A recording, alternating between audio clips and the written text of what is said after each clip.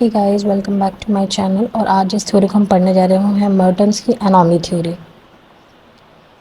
Anomie word अगर हम देखें तो एक फ्रेंच वर्ड है जिसका मतलब है नॉर्मलेसनेस।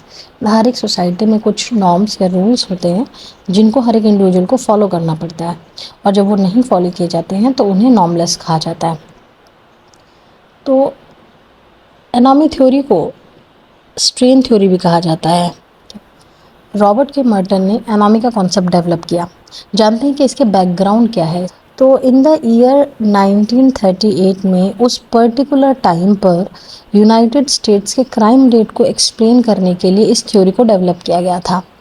अगर आप कल्चरल सिस्टम ऑफ यूएसए का देखें तो वो कहता है कि वो अमेरिकन ड्रीम पर बेस्ड है, यानी कि अमेरिकन ड्रीम हर हर एक सोसाइटी में अमेरिकन ड्रीम को अचीव करने का लोगों में एक होड़ होती है, और जो सोसाइटी है वो हर एक इंडिविजुअल को इक्वल अपॉर्चुनिटी देती है उस अमेरिकन ड्रीम को फुलफ़िल करने के लिए।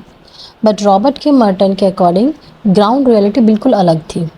हर एक इंडिविजुअल को इक्वल अपॉर्चुनिटी नहीं मिलता है उस कल्चरल उस लेजिटिमेट गोल को अचीव करने के लिए या उस अमेरिकन ड्रीम को अचीव करने के लिए।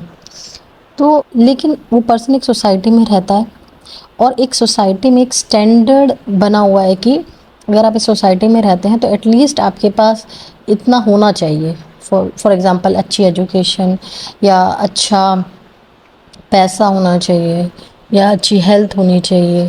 तो कुछ एक नॉर्म्स है, एक स्टैंडर्ड्स हैं कि इतना तो आप अचीव कर सकते हैं। जब वो इंडिविजुअल को अपॉर्चुनिटी नहीं मिलता है और वो अचीव नहीं कर पाता है, तो एक स्ट्रेस उस पर्सन में, एक स्ट्रेन उस पर्सन में डेवलप हो जाता है। तो इसीलिए भी इसे स्ट्रेन थ्योरी कहा गया है।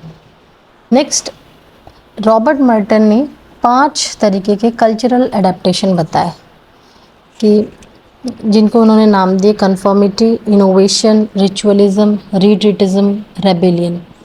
सो जैसे हम सामने देख पा रहे हैं, जैसे प्लस का मतलब होता है कि एक्सेप्ट करा है, और माइनस का मतलब जो है यहाँ पर नेगेटिव रोल है, ठीक है, या रिजेक्शन है।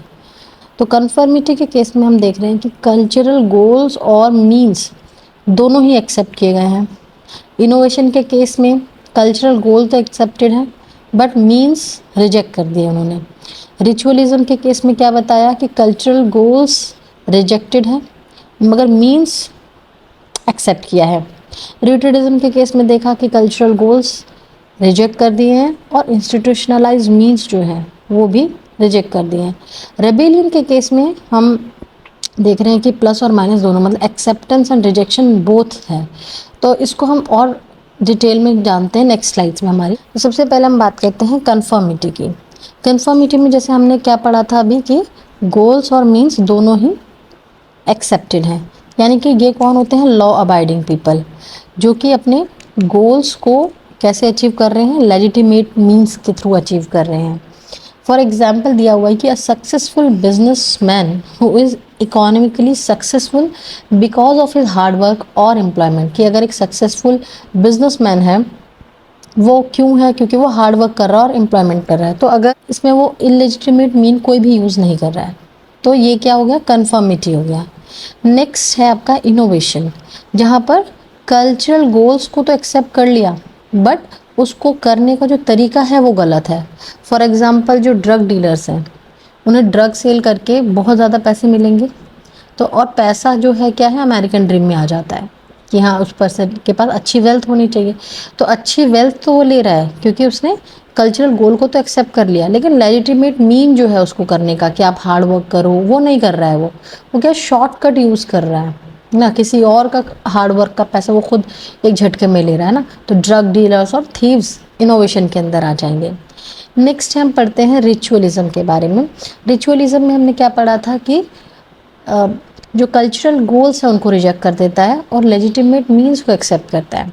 फॉर एग्जाम्पल क्या बताया कि एक पियोन है जो कि मरते दम तक काम करे ही जा रहा है, करे ही जा रहा है ना, उसका कोई गोल्स ही नहीं है। अच्छा पैसा कमाना है या फिर अपने बच्चों को अच्छी शिक्षा देनी है, ठीक है, सिंपली वो क्या कर रहा है? बस कमाए जा रहा है और अपनी जॉब करे जा रहा है। उसे कोई मतलब नहीं है, उसके गोल्स क्लियर नहीं है, उसे अमेरिकन ड्रीम्स नहीं चाहिए, उसे सिर्फ अपना एक लिविंग जो है वो कर पाए वो, ठीक है। और लेकिन उसका मीन्स जो है वो लेजिटिमेट है, वो हार्ड वर्क से ही काम कर रहा है अपना। तो ये रिचुअलिज्म के अंदर आ गया। Next is रिट्रिटिज्म। रिट्रिटिज्म के अंदर क्या होता है, कल्चरल गोल्स और लेजिटिमेट मीन्स, उसे दोनों ही नहीं चाहिए। फॉर एग्जाम्पल आप देखते हैं ड्रग एडिक्ट से, ठीक है, ड्रग एडिक्ट्स जो होते हैं उनको दुनिया से कोई मतलब नहीं है कि हमें इतना पैसा चाहिए या हमें अच्छी एजुकेशन चाहिए, उन्हें किसी चीज़ से कोई मतलब नहीं है। और ना ही वो तरीका अपनाते हैं लेजिटिमेट, वो अपना ड्रग्स लेते हैं और एक तरफ पड़े रहते हैं। तो उनको लाइफ से कोई मतलब ही नहीं है, ना उन्हें अमेरिकन ड्रीम्स अचीव करने से कोई मतलब है, ना उन्हें उनको फुलफ़िल करने के लिए लेजिटिमेट मीन्स की ज़रूरत है। ऐसे ही हर्मिट्स भी जो होते हैं, हर्मिट्स कौन होते हैं, साधु संत जो होते हैं, उनको दुनिया से कोई मतलब नहीं है, वो अपनी ही लाइफ जीते रहते हैं। सो ये सारे लोग किस में आ जाएंगे, रिट्रिटिज्म के अंदर आ जाएंगे। Next is rebellion.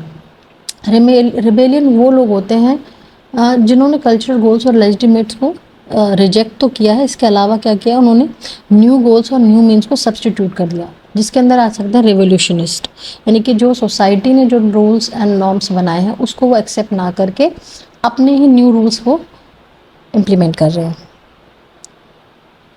जैसे हर एक थ्योरी होती है उसके अकॉर्डिंग ही स्ट्रेन थ्योरी के भी कुछ क्रिटिसिज्म थे, जैसे कि स्ट्रेन थ्योरी जेंडर इनइक्वालिटी को एक्सप्लेन करने में फेल हो गया। ऑल्सो वाइट कॉलर क्राइम लोग क्यों करते हैं उसको वो एक्सप्लेन नहीं कर पाया।